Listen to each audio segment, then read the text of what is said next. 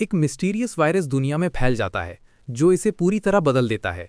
लोग घरों के अंदर बंद हैं और उन्हें मजबूरन अपने मोबाइल्स और लैपटॉप्स का यूज़ करके दुख मनाना पड़ रहा है, क्योंकि फिजिकल मीटिंग्स अब इम्पॉसिबल हैं। लेकिन स्टोरी के प्रोटैगनिस्ट के साथ चीज़ें काफ़ी अलग हैं, क्योंकि वो अपनी क्लास की सबसे ब्यूटीफुल लड़की के साथ रह रहा है, क्योंकि एकेडमिक क्लासेस भी अब ऑनलाइन हो चुकी हैं। जैसे ही वो ब्यूटी उसको प्लेफुली पोक करती है, वो घबराकर सोचता है कि क्या साथ रहते हुए मुशी मुशी होना अनअवॉइडेबल है। जैसे ही वो पोक करना कंटिन्यू करती है, प्रोटैगनिस्ट अजीब सी आवाज़ें निकालने पर मजबूर हो जाता है। हालांकि वो खुद को कंट्रोल करने के लिए अपना मुंह दबा लेता है, फिर भी वो टीचर की अटेंशन अट्रैक्ट करने में कामयाब हो जाता है। उसकी ब्यूटीफुल कंपेनियन हशिकावा इस डिसरप्शन के लिए माफ़ी मांगती है और एक्सप्लेन करती है कि ये उसके भाई की हरकत है, जिसको अपनी रेफरेंस बुक चाहिए थी जो उसके पास थी। सेटिस्फाई होकर टीचर लेसन में आगे बढ़ने का डिसाइड करते हैं। एक शर्मिंदा हशिकावा धीरे से प्रोटैगनिस्ट को अपॉलॉजी विस्पर करती है, उसको योशिनो-कुन कहकर बुलाती है, जो अभी भी अपनी एम्बैरेसमेंट से रिकवर कर रहा है। हशिकावा ड्रॉप डेड गॉर्जस मानी जाती है, जिसके सिल्की बाल, फेयर स्किन और बड़ी अट्रैक्टिव आंखें हैं।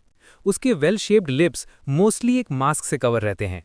इस ब्रेथ टेकिंग ब्यूटी का फुल नेम हशिकावा हरुका है और शायद वो एक एलीट फैमिली से बिलोंग करती है। उसे एक कंप्लीट पैकेज के रूप में जाना जाता है, जिसके पास उसके इथीरियल लुक्स को मैच करने वाला दिमाग भी है। अपनी ट्रिमेंडस पॉपुलैरिटी के कारण वो हमेशा चाहने वालों से घिरी रहती है और योशिनो कनाटा हमेशा सोचता है कि वो उसकी लीग से बाहर है। यही रीज़न है कि वो अभी भी स्केप्टिकल है कि कन्फाइनमेंट यानी लॉकडाउन की स्टेट में सबसे हैपनिंग लड़की उसके बिल्कुल बगल में बैठी है।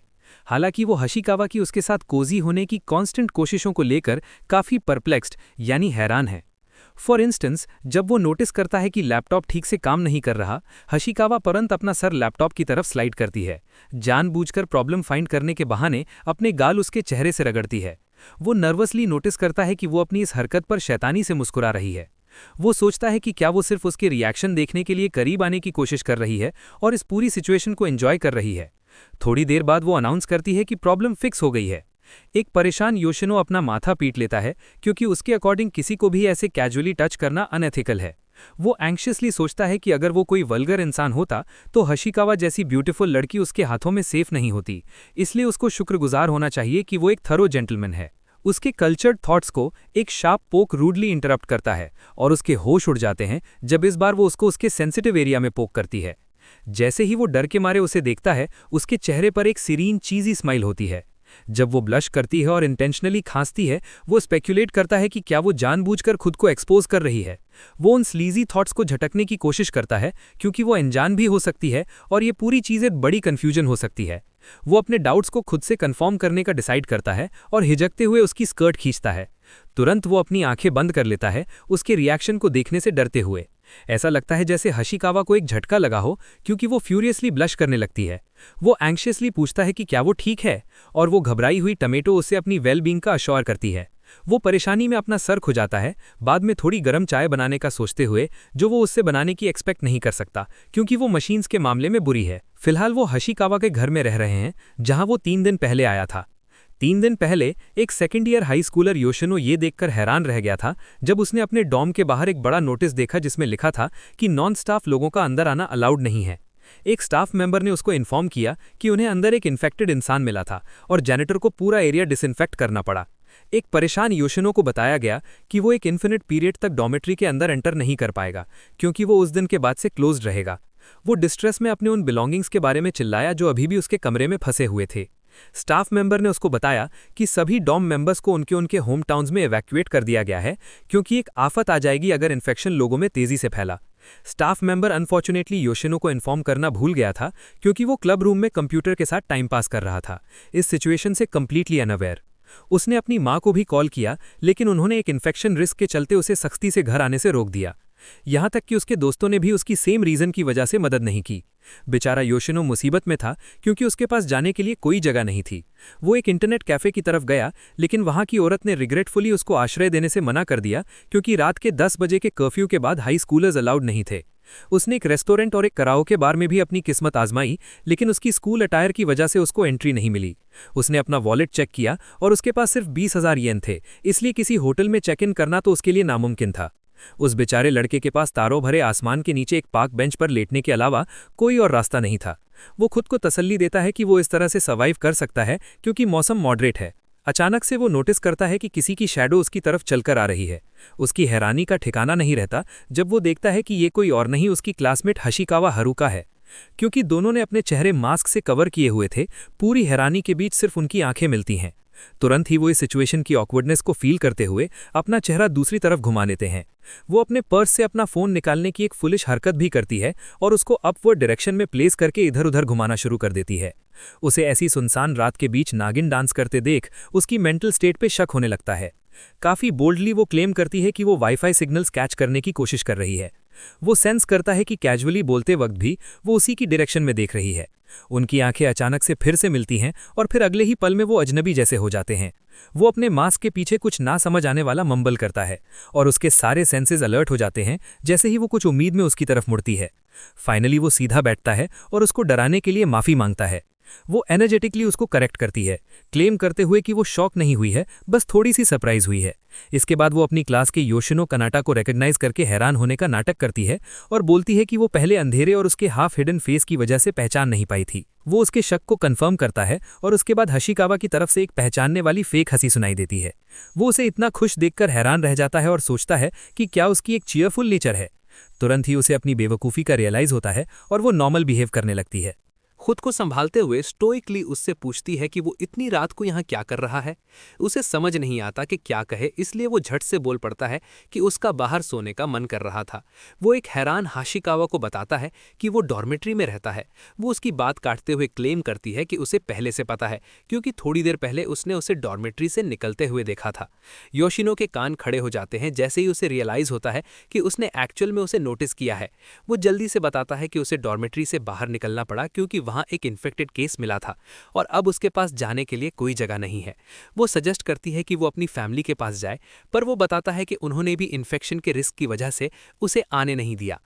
वो उसे सवाल करता है कि वो इतनी रात गए अचानक यहाँ क्या कर रही है। वो हकलाती है और फिर एक्सप्लेन करती है कि वो अपने फ़ोन पर वाईफाई सिग्नल्स कैच करना चाहती है। वो उसे बताती है कि वाईफाई के बिना वो आने वाली ऑनलाइन क्लासेस को अटेंड नहीं कर पाएंगे। वो सिग्नल पकड़ने और उसे घर ले जाने का प्लान बनाती है। योशिनो जोर से उसे बीच में ही टोक देता है जिससे वो हैरान हो जाती है और बताता है कि पब्लिक वाईफाई सिर्फ आसपास के एरिया में ही यूज़ किया जा सकता है और उसके घर पर नहीं। वो उसे एडवाइस करता है कि वो आसानी से एक रिमोट एनवायरनमेंट सेटअप कर सकती है अगर उसके घर पर इंटरनेट कनेक्शन है। वो उससे इंटरनेट कनेक्शन और वाईफाई दोनों के बारे में पूछता है और वो दोनों ही चीज़ों के बारे में इग्नोरेंस शो करती है। वो ओवर स्मार्ट बनने के लिए उसका मजाक उड़ाता है और वो पोलाइटली स्माइल करके उसे थैंक यू बोलती है। उसे यकीन है कि वो इतनी इंटेलिजेंट तो है कि अकेले सब कुछ समझ सके। वो झिझकती है और बोल पड़ती है कि उसे हार्डवेयर बिल्कुल समझ नहीं आता। फिर वो एक पुसीकैट फेस बनाती है और उसे बताती है कि उसे पता है कि वो कंप्यूटर क्लब में है। ये सुनकर वो चौंक जाता है क्योंकि उसने एक्सपेक्ट नहीं किया था कि उसे उसके बारे में इतना कुछ पता होगा। वो उससे मदद मांगती है। उसकी आंखें झुकी हैं और मास्क के पीछे उसका चेहरा थोड़ा लाल हो जाता है जब वो वेल इन्फॉर्म्ड योशिनो कुन से कंप्यूटर्स के बारे में सीखने की इच्छा जाहिर करती है। वो एक सदमे की हालत में बैठा रहता है और खुद को कन्विंस करता है कि वो सपना नहीं देख रहा। उसे अपनी आंखों और कानों पर यकीन नहीं होता कि एक दिन ऐसा आएगा जब उसकी क्लास की सबसे ब्यूटीफुल लड़की उससे मदद की भीख मांगेगी।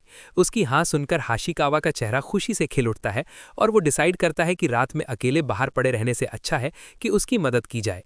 तुरंत ही वो उसे वाईफाई के बारे में याद दिलाती है और उसे अपने घर पर एक्टिवेट करने की रिक्वेस्ट करती है जो वहां से 5 मिनट के रास्ते पर है। योशिनो अपनी चिंता जाहिर करता है कि इतनी रात गए उसे देखकर उसके पेरेंट्स कैसा रिएक्ट करेंगे, पर वो उसकी नहीं सुनती और उसे अपने घर की तरफ खींच लेती है। अंदर ही अंदर उसका दिल खुशी से झूम रहा है जैसे वो उसके साथ डेट पर हो। वो हैरान रह जाता है जब उसे पता चलता है कि वो एक ग्लैमरस स्काईस्क्रेपर में रहती है। वो आगे और चौंक जाता है जब बिल्डिंग में एंटर करने के लिए वो एक सिक्योरिटी कोड पंच करती है। जैसे ही वो उसे अंदर बुलाती है वो ऐसी पॉश जगह जाने से घबराता है क्योंकि उसने अभी तक का वक्त एक साधारण कमरे में गुजारा है। उसके चमकीले डुप्लेक्स में घुसते ही योशिनो की आंखें उसके लग्जूरियस और फैसिनेटिंग डिज़ाइन और फर्निशिंग से चौंधिया जाती हैं। वो मास्क के पीछे से उसकी बड़बड़ाहट को नोटिस करती है और अपना मास्क हटा देती है ताकि वो अच्छे से समझ सके। वो बिना मास्क के भी उसके स्ट्राइकिंग गुड लुक्स को देखकर दंग रह जाता है और मन ही मन उसे मिलियंस में रेटिंग दे देता है। वो रिपीट करता है कि इस जगह का इंटीरियर बहुत शानदार है और फैसिलिटीज़ भी अप्रोप्रिएट है। इसके विपरीत वो फैसिलिटीज़ से बेहद असंतुष्ट है जिसे देखकर वो हैरान रह जाता है। वो उसे अपने कमरे की तरफ ले जाती है ताकि वो उसके कंप्यूटर को देख सके। देर रात उसके कमरे में अकेले होने के ख्याल से थोड़ा घबरा कर वो उसके पेरेंट्स के बारे में पूछता है ताकि वो उन्हें ग्रीट कर सके। उसे 10,000 वोल्ट का इलेक्ट्रिक शॉक लगता है जब वो बताती है कि वो घर में बिल्कुल अकेली रहती है। वो जल्दी से एक्सप्लेन करती है कि वो अपनी फैमिली से दूर रहती है। बेचारा योशिनो एंग्जाइटी से सांस नहीं ले पाता ये जानकर कि वो दोनों घर में बिल्कुल अकेले हैं। हाशिकावा उसकी हालत देखकर चिंतित होती है और शक के साथ उसे अपने बेडरूम में बुलाती है। उसे राहत मिलती है जब वो इन्विटेशन एक्सेप्ट कर लेता है। वो एक सिंपल पर एलिगेंट बेडरूम और वहाँ की भीनी खुशबू देखकर हैरान रह जाता है। वो लैपटॉप की तरफ इशारा करती है जिसे चेक करना है और वो देखता है कि ये वही लैपटॉप है जो स्कूल ने सबको दिया था। अनकंफर्टेबल फील करते हुए वो डिसाइड करता है कि काम जल्दी निपटाकर यहाँ से भाग जाए। जब वो कहता है कि वो उसे थोड़ी देर छूने वाला है तो वो ब्लश करती है और मानती है कि उसे मेंटली प्रिपेयर होना पड़ेगा। अब वो कंफ्यूज्ड है ये सोचते हुए कि आखिर उसने उसे बुलाया ही क्यों था, पर उसे जल्द समझ आता है कि शायद स्क्रीन पर कुछ सेंसिटिव कंटेंट हो सकता है, इसलिए वो पहले उसे छूने को कहता है, उसके एक्सपीरियंस लेवल के बारे में क्यूरियस होकर। शर्मीली लड़की थोड़ी पजल्ड और चिंतित लगती है तो वो एलिगेंटली आगे बढ़ता है, उसके खतरनाक हद तक करीब आते हुए। वो अपनी आंखें बंद करती है, खुद को संभालती है और अपने हाथ ऊपर उठाती है, पर वो स्मूथली उसके पास से गुजरकर उसकी जगह स्क्रीन को टच करता है। उसकी आंखें फटी रह जाती हैं जब वो स्क्रीन सेटिंग्स डिस्प्ले करता है और अपार्टमेंट का वाईफाई पासवर्ड डालता है। वो साथ साथ इंस्ट्रक्शंस भी बोलता है ताकि वो अच्छे से समझ सके। वो बहुत ज़्यादा शर्म के मारे अपना चेहरा बिगाड़ लेती है और उसे बोलकर एक्सप्रेस भी करती है। वो उसे दिलासा देता है कि अगर उसे सेटअप नहीं पता तो कोई बात नहीं, उसे कहाँ पता है कि वो अपने खुद के ही कल्चर्ड ख्यालों से शर्मिंदा हो रही है। उसकी बातों से अनजान वो वेब ब्राउज़र ओपन करके अपना काम पूरा करता है और कनेक्शन कंफर्म करता है। उसकी स्पीड देखकर वो हैरान रह जाती है। वो मेंशन करता है कि अगली बार जब वो लैपटॉप स्विच ऑन करेगी तो वाईफाई अपने आप स्टार्ट हो जाएगा। घबराहट में अपने हाथ मलते हुए वो जाने के लिए तैयार होता है, तभी वो उसे बेचैनी से रोक लेती है। वो पूरी तरह से शॉक हो जाता है जब वो उसका हाथ पकड़ती है और दिल से उसका शुक्रिया अदा करती है। वो बात को टालने के लिए जाने की परमिशन मांगता है। वो उसे याद दिलाती है कि उसके पास जाने के लिए कोई जगह नहीं है। जब वो कहता है कि वो वापस पार्क में जा रहा है तो वो उसका हाथ मजबूती से पकड़ लेती है और चिंता जताती है कि वो बीमार पड़ जाएगा। झिझकते हुए वो बोलती है कि वो बिल्कुल अकेली रहती है, उसके घर में एक एक्स्ट्रा रूम है और रात भी काफी गहरी हो रही है। वो परेशानी से सोचता है कि क्या वो इसका मतलब ये दे रही है कि वो उसके साथ रुक जाए, पर वो इस बात को कंफर्म करने की हिम्मत नहीं जुटा पाता क्योंकि वो उसके लिए परेशानी नहीं बनना चाहता। वो ज्यादा देर तक रुकने के लिए माफी मांगता है जिससे वो तुरंत भड़क जाती है क्योंकि वो बेवकूफ वहां से जाने की कोशिश कर रहा है जबकि वो उसे रुकने के सीक्रेट सिग्नल्स दे रही है। अब योशिनो इनसिक्योर फील करता है क्योंकि वो स्कूल की सबसे पॉपुलर और ब्यूटीफुल लड़की के साथ बातें बिगाड़ना नहीं चाहता। अभी भी उसके ख्यालों में मगन वो लड़की गुस्से से डिक्लेयर करती है कि वो वाईफाई छोड़कर बाकी सारी मशीन्स में बिल्कुल बेकार है। वो मैकेनिक्स में प्रो होने के लिए उसकी तारीफ करती है, कम से कम उससे तो बेहतर है। उसे फिक्र है कि ऑनलाइन क्लासेस जल्द ही शुरू होने वाली हैं और वो लैपटॉप ऑपरेट नहीं कर पाएगी। पागलों की तरह वो उसका हाथ पकड़ती है और अपने गाल पर रगड़ती है, इस इशारे के साथ कि वो उसके साथ ही रुक जाए। आखिरकार वो कंफर्म करता है कि क्या उसे थोड़ी देर रुकने से कोई प्रॉब्लम तो नहीं। वो आगे कहता है कि अगर वो परमिट करती है तो ये उसके लिए एक एहसान होगा। उसका चेहरा खिल उठता है, उसके पॉजिटिव रिस्पॉन्स से उसकी आंखें चमकती हैं और वो खुशी खुशी उसे परमिशन दे देती है। वो हैरान हो जाता है जब वो डिक्लेयर करती है कि वो उसके डिसीजन से बेहद खुश है। तेजी से खुद को संभालते हुए वो बहाना बनाती है कि वो उससे मशीन्स के बारे में बहुत कुछ सीख सकती है। वो उसे जितना हो सके उतनी मदद करने का वादा करता है। जैसे ही वो फ्लश फेस के साथ प्यारी सी स्माइल करती है, उसे यकीन नहीं होता कि ये वही उसकी क्लास की घमंडी ब्यूटी है। जल्द ही वो एक दूसरे को अपने सपोर्ट का भरोसा दिलाते हैं। उस वक्त एक नादान योशिनो उसकी आंखों की उस हवस भरी नज़र को इग्नोर कर देता है और उसकी तरफ से झूठ बोलने का थोड़ा सा भी शक नहीं करता। वहीं दूसरी तरफ हाशिकावा, जिसे उसकी फैमिली बहुत ही बुरी झूठी मानती है, याद करती है कि कैसे वो हमेशा अपनी मासूम आंखों से झूठ बोलते हुए पकड़ी जाती थी। वो हमेशा इस बात को लेकर थोड़ा सेल्फ कॉन्शियस रहती थी, पर आज वो खुशी से उछल पड़ती है क्योंकि योशिनो को थोड़ा भी शक नहीं हुआ। वो ग्रेटफुल और रिलीफ फील करती है कि अब से वो उसके साथ रहने वाली है और उससे झूठ बोलने का अफसोस भी करती है। ये रिवील होता है कि उसने उससे पार्क में बाय चांस नहीं ढूंढा था। पहले जब उसने सुना कि स्टूडेंट डॉर्मेट्री बंद हो रही है तो उसके दिमाग में आया कि योशिकुन भी तो वहीं रहता था। उसने सोचा कि क्या वो अपने घर वापस जा चुका है, क्योंकि उसकी वेल बीइंग उसके लिए सबसे ज़्यादा मायने रखती थी। फिर उसने इस पॉसिबिलिटी पर गौर किया कि शायद वो नहीं गया हो। तेजी से एक्सपर्ट की तरह अपना लैपटॉप ऑन करते हुए, क्योंकि वो आखिर क्लास की टॉपर है, ये क्लियर हो जाता है कि वो मशीन्स के मामले में बुरी नहीं है। वो तुरंत अंदाज़ा लगाती है कि पार्क के अलावा ऐसी कोई जगह नहीं है जहां योशिनो रात में जा सके। इस तरह से वो उसे वहां ढूंढती है। दूसरे शब्दों में, वो वाईफाई सिग्नल पकड़ने नहीं बल्कि योशिनो को पकड़ने बाहर निकली थी। जब वो उसे देखती है तो वो पूरे टाइम खुशी से चमक रही थी, जिसे उसने अपने मास्क के पीछे बहुत बखूबी छुपाया था। मशीन्स के बारे में कुछ ना पता होने का झूठ बस उस वक्त का बनाया हुआ बहाना था, क्योंकि उसे नहीं पता था कि उसे अपने घर कैसे बुलाए। वो एंट्रेंस सेरेमनी से पहले के टाइम को याद करती है जब उसका फ़ोन इंटरनेट से कनेक्ट नहीं हो रहा था। स्प्रिंग ब्रेक में आधे घंटे तक अकेले वहाँ खड़े हुए थे और आसपास कोई नहीं था। किस्मत से योशिनो वहाँ से गुजरता है। वो उससे मदद मांगती है और वो बिना किसी इंटरेस्ट के क्विक चेक के लिए उसका फ़ोन लेता है। वो हैरान रह जाती है जब वो कुछ ही सेकंड्स में प्रॉब्लम को फिक्स कर देता है। बताता है कि बस फ्री वाईफाई से कनेक्ट करना था। ये उनकी पहली मीटिंग थी। वो बताती है कि उसका फ़ोन नया है और वो अभी यहाँ शिफ्ट हुई है। ये मानकर कि शायद वो उसी सेम स्कूल में एनरोल होने वाली है, वो उसे कभी भी मदद ऑफर करता है। हाशिकावा के लिए तो ये लव एट फर्स्ट साइट था। एनरोल होने के बाद वो उसे क्लासरूम में देखती है जो अपनी ही दुनिया में खोया रहता है, रिजर्व्ड, काम और सिंसियर। वो पूरी तरह उसके प्यार में पागल हो जाती है, पर कन्फेस नहीं कर सकती क्योंकि वो झूठ बोलने में बहुत खराब है। वो उम्मीद करती है कि वो आई कांटेक्ट के जरिए उसकी फीलिंग समझ जाएगा।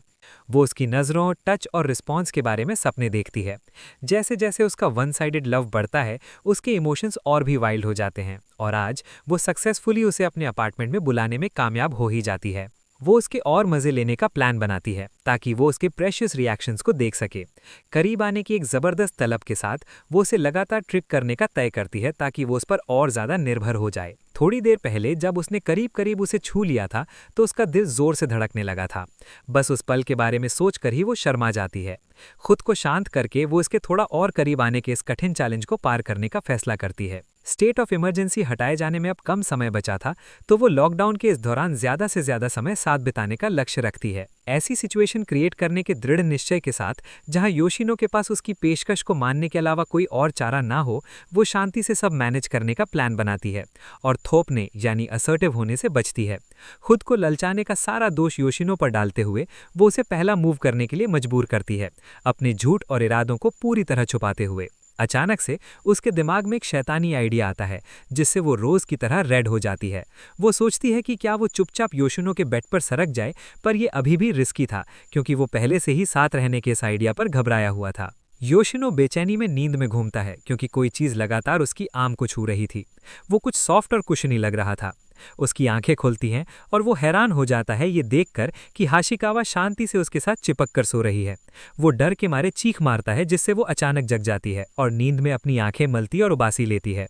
वो इस पूरे हंगामे पर कंफ्यूज लगती है। उसे देखकर वो बौखलाकर उसके अचानक बेड पर आने का कारण पूछता है। वो शांति से बताती है कि वो तो अपने कमरे में है। योशिनो को समझ आता है कि एक इमरजेंसी के कारण उसकी किस्मत उसे अपने क्लास की सबसे सुंदर लड़की हारुका हाशिकावा के घर में ले आई है। जहां तक उसे पता था, उसका बेडरूम बगल वाले कमरे में है। ये पता चलता है कि भारी नींद में होने के कारण वो गलती से गलत कमरे में चली गई थी।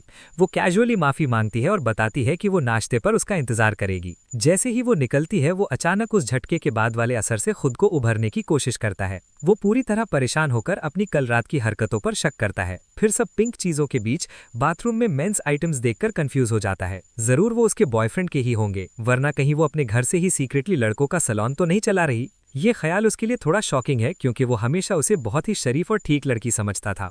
पर हर चमकती चीज सोना नहीं होती। वो उसके घर में खुद को थोड़ा अजीब महसूस करता है और उम्मीद करता है कि वो उसके लिए कोई परेशानी ना बने। आशिकावा किचन में अचानक उसे देखकर डर जाती है क्योंकि उसका नाश्ता बनाना अभी तक पूरा नहीं हुआ था। पर बेचारा योशिनो उसकी खूबसूरती को देखकर अपना चेहरा और नखरे बिगाड़ लेता है। वो मदद ऑफर करता है पर वो मना कर देती है क्योंकि उसे सिर्फ खाना बनाना है। जब वो एक्सपर्ट की तरह कटोरे में एग्स फोड़ती है तो वो उसकी अमेजिंग कुकिंग स्किल्स देखता है। वो एक्सप्लेन करती है कि क्योंकि वो अकेले रहती है इसलिए उसे थोड़ी बहुत कुकिंग आनी ही चाहिए थी। उसे मशीन्स यूज करने में उसकी नासमझ पर चिंता होती है। उसे राहत मिलती है कि कम से कम वो स्टोव और माइक्रोवेव चला सकती है। अचानक उसके मशीन्स यूज ना कर पाने का वो झूठा बहाना उसके दिमाग में फ्लैश हो जाता है। वो तेजी से बोल पड़ती है कि उसे वो यूज करने नहीं आते और इसीलिए उसे प्रॉब्लम हो रही है। वो सोच में पड़कर अपना सर खुजाता है और उसके लिए सॉरी फील करता है क्योंकि इन सब के चलते उसके लिए अब तक मैनेज करना काफी मुश्किल रहा होगा। जब वो एक फेक स्माइल देती है तो राइस कुकर की तेज दिंग आवाज से सिचुएशन और भी ऑकवर्ड हो जाती है। उसके चेहरे पर एक हैरान एक्सप्रेशन देखकर वो जल्दी से बीच में बोलती है कि उसने बहुत लगन यानी कि इमेंस डेडिकेशन के साथ राइस कुकर ऑपरेट कर ही लिया। एक शक्की योशिनो उसकी मेहनत की तारीफ करता है, पर वो फंसी हुई है और इस ऑकवर्ड सिचुएशन को अपने झूठ के साथ अलाइन करने की पूरी कोशिश कर रही है। आखिरकार वो झुकती है, अपने चेहरे पर लिखे सच को छुपाती है और उससे रिक्वेस्ट करती है कि वो उसे स्टोव चलाना सिखाए। वो स्टोव के स्विच की तरफ पॉइंट करता है और एक्सप्लेन करना शुरू करता है, पर वो उसे रोकती है और उससे खुद करके दिखाने को कहती है। उसकी निराशा के बावजूद वो कच्चे अंडे वाले चावल से ही खुद को संतुष्ट कर लेता है, क्योंकि beggars can not be choosers, ज़रूरतमंद नखरे नहीं कर सकते।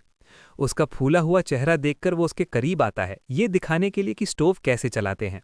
ऐसा करते वक्त उनकी बॉडीज अनजाने में एक दूसरे से टकरा जाती हैं। दोनों को एक जोरदार झटका लगता है। योशिनो शर्म से पूरा लाल हो जाता है और झिझकते हुए दूसरी तरफ देखने लगता है। वो उसके लाल चेहरे को पॉइंट आउट करती है और वो बहाना बनाता है कि ये पॉट से आने वाली गर्मी की वजह से हो सकता है। बाद में योशिनो हाशिकावा के बनाए हुए डिलीशियस नाश्ते के मज़े लेता है और वो उसे खाता हुआ देखकर खुश हो जाती है। उसे इस अच्छे से तैयार किए गए खाने पर यकीन नहीं होता, बावजूद इसके कि उसे अप्लायंसेस चलाने नहीं आते। वो खुद को इतना स्वादिष्ट खाना खाने के लिए किस्मत वाला मानता है। वो उसे आश्रय, शेल्टर, खाना और कपड़े देने के लिए अपनी ग्रैटिट्यूड एक्सप्रेस करता है। वो उसे कैजुअल समझकर टाल देती है, पर वो नए ब्रांड कपड़ों के पैसे चुकाने का ऑफर करता है। वो ये पूछे बिना नहीं रह पाता कि क्या वो कपड़े उसके बॉयफ्रेंड के हैं। उसका सीधा सवाल उसे बुरा लगता है और वो ऐसी किसी भी बात से इनकार करती है। वो क्लेम करती है कि वो ऐसे कपड़े इमरजेंसी सिचुएशंस के लिए खरीदती है। एक पछताते हुए योशिनो अपनी जल्दबाजी के लिए माफ़ी मांगता है। वो रिवील करती है कि वो पहला इंसान है जिसे उसने अपने घर आने दिया है। वो इंस्टेंटली इतने जल्दबाज होने के लिए गहरे अफसोस में डूब जाता है। अपनी गलती सुधारने के लिए वो उसकी किसी भी चीज़ में मदद करने का ऑफर देता है। जब वो कंफ्यूज दिखती है तो वो एक्सप्लेन करता है कि कल तक उसकी किस्मत में पार्क में सोना लिखा था, पर अब उसकी बदौलत वो एक लग्जूरियस लाइफ जी रहा है। इस वजह से वो उससे कोई भी एहसान मांग सकती है। अंदर ही अंदर वो कल्चर्ड लेडी चाहती है कि वो उसके साथ वाइल्ड हो जाए, पर फिर वो खुद को संभालती है और उसे एक शॉपिंग डेट के लिए पूछती है। वो एक्सप्लेन करती है कि बाद में वो हमेशा अपना खाना एक साथ बना सकते हैं, क्योंकि अकेले ये सब करना मुश्किल है। वो उसकी हैरानी का ठिकाना नहीं छोड़ते हुए इंस्टेंटली उसके लिए कुक करने का ऑफर देता है। वो प्राउडली इंस्टेंट नूडल्स या इंस्टेंट फूड बनाने का ऑफर देता है, जिसे सुनकर उसे बहुत हंसी आती है। वो खुद को जोर से हंसने से रोकती है और फिर अपनी इनअप्रोप्रिएट बिहेवियर के लिए माफ़ी मांगती है। उसे पूरी तरह से घबराया हुआ देखकर वो उसे कुकिंग की जिम्मेदारी देने का फैसला करती है, क्योंकि उसे पूरा यकीन है कि उसके द्वारा बनाई गई कोई भी चीज़ बहुत स्वादिष्ट होगी। वो आंखें फाड़कर उसे देखता है और फिर उसकी खुशी के लिए स्माइल के साथ हाँ कर देता है। योशिनो को हाशिकावा के घर रुकने में इतना मज़ा आ रहा है कि वो उस मिस्टीरियस वायरस के बारे में पूरी तरह से भूल गया है जो दूर दूर तक फैल चुका है। करंट सिचुएशन इतनी केओटिक हो चुकी है कि या तो ज़रूरत का सामान अवेलेबल नहीं है या फिर होर्डिंग प्रैक्टिसेस की वजह से आसमान छूती कीमतों पर बेचा जा रहा है।